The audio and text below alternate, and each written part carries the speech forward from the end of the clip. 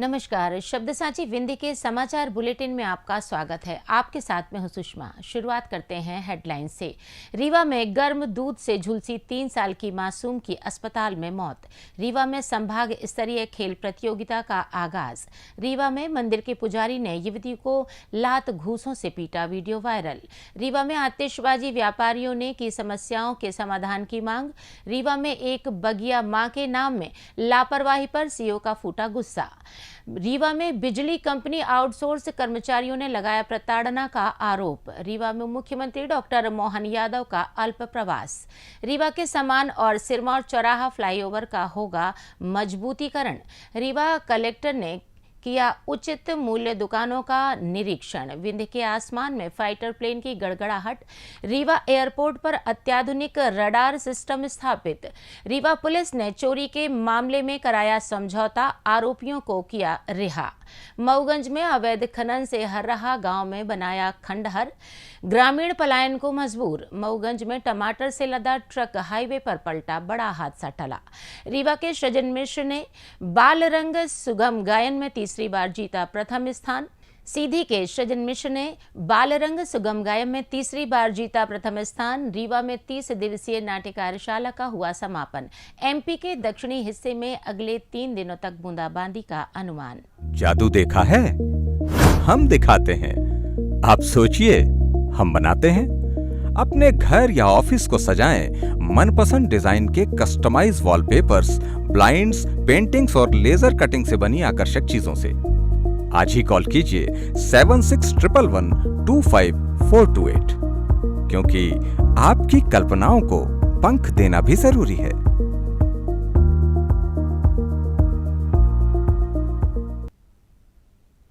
अब खबरें विस्तार से। रीवा जिले के गढ़ थाना क्षेत्र के लालगांव में एक दुखद घटना सामने आई है, जहां गर्म दूध से झुलसने के कारण 3 साल की मासूम आरुषि पटेल की संजय गांधी चिकित्सालय में उपचार के दौरान मौत हो गई।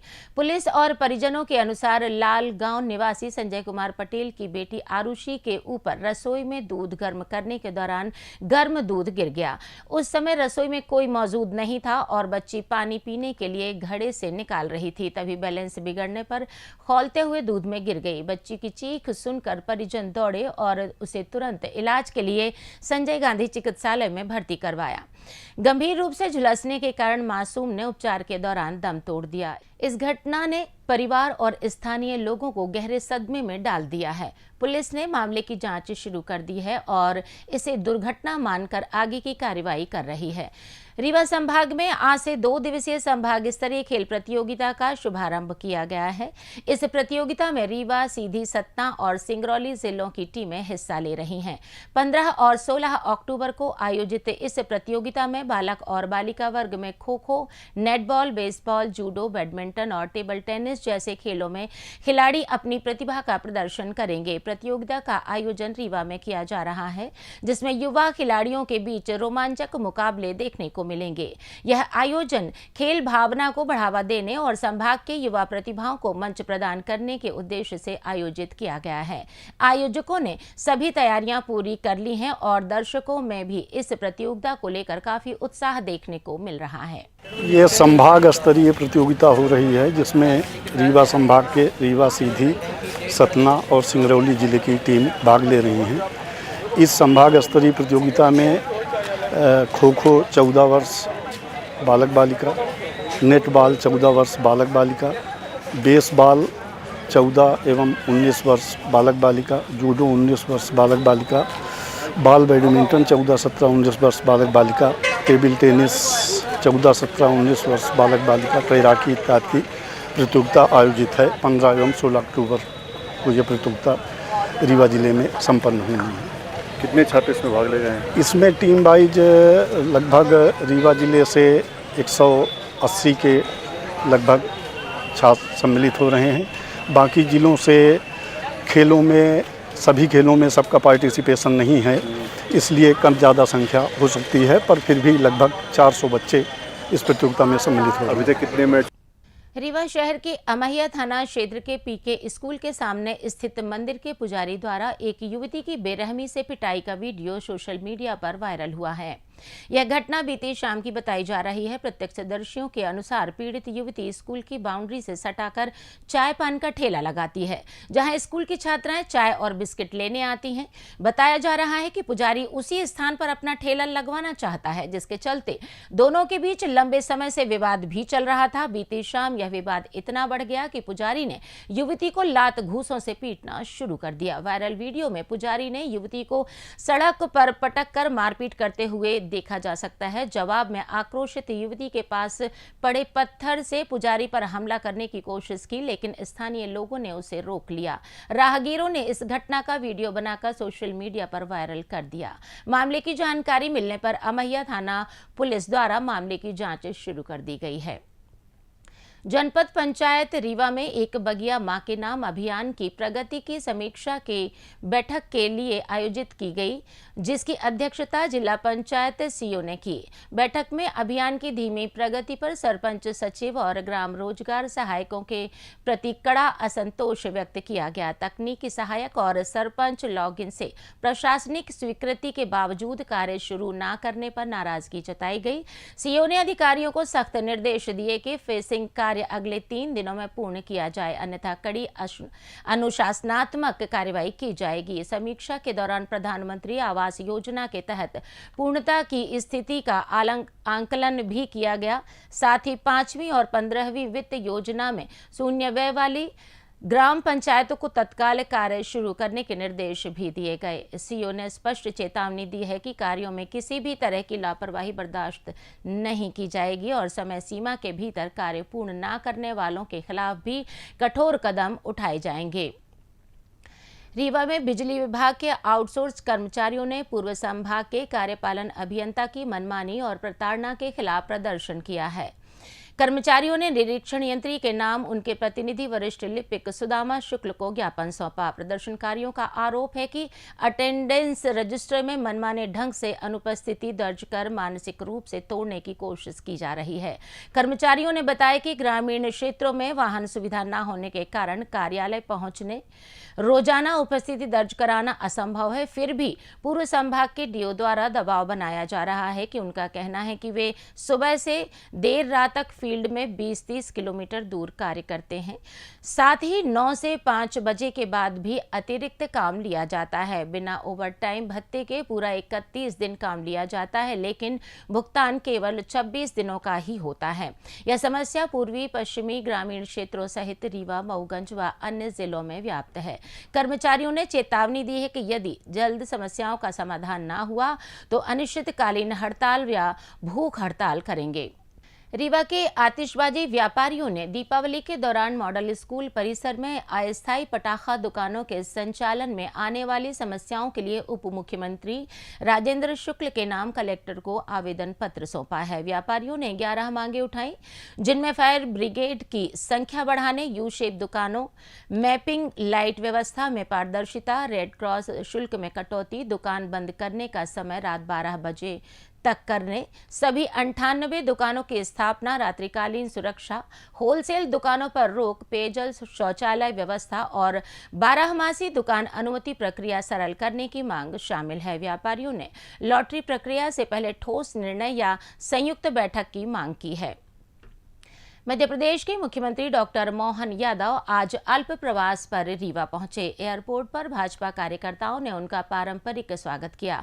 स्वागत के बाद मुख्यमंत्री एयरपोर्ट से देवसर के लिए रवाना हो गए। देवसर पहुंचकर उन्होंने भाजपा विधायक विश्वामित्र पाठक के निवास पर पहुंचकर विधायक की पत्नी के निधन पर गहन शोक संवेदना व्यक्त की। विधायक परिवार के प्रति सहानुभूति जताते हुए मुख्यमंत्री ने कहा कि इस दुख की घड़ी में सरकार उनके साथ खड़ी है। शोक सभा के बाद देवसर से लौटने पर डॉक्टर यादव पुनः रीवा एयरपोर्ट से भोपाल के लिए प्रस्थान कर गए। रीवा शहर के समान फ्लाईओवर और सिरमौर चौराहा फ्लाईओवर की विशेष मजबूतीकरण के लिए लोक निर्माण विभाग ने शासन को प्रस्ताव भेज दिया है। 5 साल पहले बने इन फ्लाईओवर्स में अब दरारें पड़ने लगी हैं, जिसकी वजह से तत्काल मरम्मत की आवश्यकता हो गई है। इस घटना ने निर्माण की गुणवत्ता पर गंभीर सवाल खड़े कर दिए हैं। लोक निर्माण विभाग के अधिकारियों के अनुसार फ्लाईओवर की संरचनात्मक मजबूती की जांच में कमजोरियां पाई गई हैं। भारी वाहनों के आवागमन और रखरखाव की कमी के कारण ये दरारें विकसित हुई हैं। प्रस्ताव में मजबूतीकरण कार्यों के लिए विशेष फंडिंग और तकनीकी सहायता की मांग की गई है ताकि यात्रियों की सुरक्षा सुनिश्चित की जा सके। स्थानीय लोगों ने भी चिंता जताई है कि यदि शीघ्र मरम्मत न हुई तो बड़ी दुर्घटनाओं का खतरा बना रहेगा। रीवा कलेक्टर प्रतिभा पाल ने गुढ़ रोड स्थित ग्राम रीठी की उचित मूल्य दुकानों का औचक निरीक्षण किया। निरीक्षण के दौरान कलेक्टर ने दुकान में खाद्यान्न वितरण, स्टॉक और गुणवत्ता की जांच की। इस दौरान जिला पंचायत के मुख्य कार्यपालन अधिकारी और एसडीएम हुजूर अनुराग तिवारी भी मौजूद रहे। विंध्य क्षेत्र के आसमान में पिछले कुछ दिनों से फाइटर प्लेन की तेज गड़गड़ाहट गूंज रही है। ये विमान भारतीय वायुसेना के हैं जो ग्वालियर एयरबेस से उड़ान भरकर रीवा, सतना और मैहर के ऊपर रिहर्सल कर रहे हैं। वायुसेना द्वारा दिन रात और विभिन्न मौसमों में उड़ान अभ्यास किया जा रहा है। इसकी जानकारी स्थानीय प्रशासन, विशेषकर रीवा जिला प्रशासन को पहले ही दी जा चुकी है। एयरपोर्ट पर आसमानी निगरानी को मजबूत करने के लिए अत्याधुनिक रडार सिस्टम स्थापित किया गया है। वायुसेना अधिकारियों ने विंध्य क्षेत्र को हवाई निगरानी के लिए अनुकूल पाया और इसके लिए रीवा व सतना जिलों में सर्वेक्षण भी किया जा रहा है। प्रशासन के अनुसार यह अभ्यास क्षेत्र की सुरक्षा और रणनीति तैयारियों को सुदृढ़ करने और का हिस्सा है। आसमान में फाइटर प्लेन की गतिविधियों से स्थानीय लोगों में उत्सुकता और आश्चर्य का माहौल है। प्रशासन ने नागरिकों से अपील की है कि वे इसे अभ्यास को सामान्य प्रक्रिया माने और घबराएं नहीं। रीवा पुलिस की कार्यप्रणाली पर सवाल उठ रहे हैं। नेहरू नगर स्थित सोनी परिवार के घर सोनी की बिस्किट सहित अन्य सामग्री की चोरी के मामले में पुलिस ने आरोपियों को थाने में ही समझौता करवाकर रिहा कर दिया, जिससे विवाद खड़ा हो गया। जानकारी के अनुसार सोनी परिवार के घर चोरी की घटना के बाद पुलिस ने विश्वकर्मा नामक एक व्यक्ति को गिरफ्तार किया। उसकी निशानदेही पर चोरी की सामग्री खरीदने वाले अन्य आरोपियों को भी पकड़ लिया गया। सामान बरामद होने के बाद सभी को छोड़ दिया गया। थाना प्रभारी विजय सिंह ने बताया कि चोरी करने वाले सोनी परिवार के ही 2 नाबालिग थे, जिन्होंने चोरी की सामग्री 70,000 रुपए में बेच दी और राशि पिज्जा व अन्य खर्चों में उड़ा दी। मामला खुलने पर दोनों पक्षों ने केस दर्ज न करने का समझौता किया, इसलिए विश्वकर्मा समेत सभी को रात में ही रिहा कर दिया गया। हालांकि पुलिस की इस पूरी प्रक्रिया पर बड़े सवाल खड़े हो रहे हैं। मऊगंज जिले के हर्राहा गांव में अवैध खनन और स्टोन क्रशर ने तबाही मचा दी है। कभी हरा भरा यह गांव अब धूल और धमाकों से घिरा है। 13 स्टोन क्रशर और खदानें बिना अनुमति संचालित हो रही हैं, जिससे आधी आबादी पलायन कर चुकी है। धूल के कारण 25-30 परिवारों में टीबी फैल गई है। घरों में दरारें और रास्ते टूट गए हैं। ग्राम पंचायत साधना गिरी और ग्रामीणों ने खनिज अधिकारियों व प्रशासन पर मिलीभगत का आरोप लगाया है। ग्रामीणों ने फर्जी दस्तावेजों से जमीन हड़पने का दावा करते हुए जमीन वापसी की मांग की है। प्रशासन ने हस्तक्षेप न होने पर उन्होंने आंदोलन की चेतावनी भी दी है। मऊगंज के नेशनल हाईवे पर पटेरा बाजार टमाटर से लदा एक ट्रक अनियंत्रित होकर सड़क पर पलट गया। हादसे में जान माल का नुकसान नहीं हुआ है, जिससे बड़ा हादसा टल गया। ट्रक के पलटने से टमाटर सड़क पर बिखर गए, जिससे कुछ देर के लिए यातायात बाधित हुआ। मौके पर पहुंची पुलिस ने ट्रक को खाली कराकर सड़क किनारे कराया और यातायात बहाल किया। प्रत्यक्षदर्शियों के अनुसार ट्रक चालक ने राहगीर को बचाने के प्रयास में वाहन को मोड़ा, जिससे यह अनियंत्रित होकर पलट गया। गनीमत रही कि कोई हताहत नहीं हुआ। नर्मदापुरम में आयोजित राज्य स्तरीय बाल रंग सांस्कृतिक प्रतियोगिता में सीधी के सृजन मिश्र ने सुगम गायन में प्रथम स्थान हासिल किया। यह उनकी उत्कृष्ट विद्यालय सीधी के 12वीं के छात्र सृजन ने गुरु योगेश्वर तिवारी के मार्गदर्शन में संगीत शुरू किया और इंद्रावती नाट्य समिति के साथ अभिनय में भी सक्रिय रहे। संयुक्त संचालक शिक्षा रीवा ने उन्हें सम्मानित किया। सृजन ने सफलता का श्रेय माता पिता और अपने गुरुजनों को दिया है। मध्य प्रदेश नाट्य विद्यालय भोपाल और मंडप सांस्कृतिक शिक्षा कला केंद्र रीवा के तत्वावधान में 15 सितंबर से 15 अक्टूबर तक Pentium point technical college Rewa में आयोजित 30 दिवसीय नाट्य कार्यशाला का समापन हो गया। इस मौके पर प्रदीप तिवारी ने निर्देशन में भुवनेश्वर के एकांकी आजादी की नींद का मंचन कॉलेज सभागार में किया। मंडप आर्ट संस्था के सचिव विनोद कुमार मिश्र ने बताया कि नाटक आज़ादी के बाद की सामाजिक आर्थिक समस्याओं और आम आदमी की जागरूकता की कमी पर व्यंग करता है। कार्यशाला में सभी आयु वर्ग के कलाकारों ने हिस्सा लिया, जिनमें श्रेया, अनामिका, लवलेश, शुभम, सौरभ शामिल थे।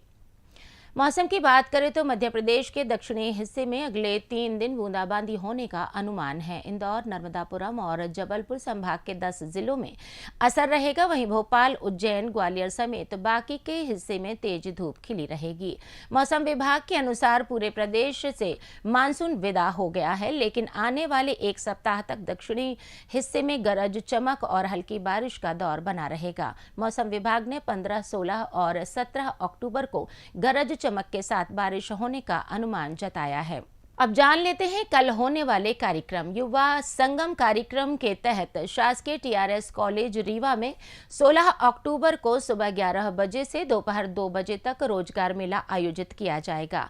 युवाओं को अपने साथ मूल अंक सूची तथा निवास प्रमाण पत्र की छाया प्रति, आधार कार्ड व वोटर आईडी, रोजगार कार्यालय का जीवित पंजीयन एवं नवीनतम 2 पासपोर्ट साइज के फोटो लेकर आना अनिवार्य होगा।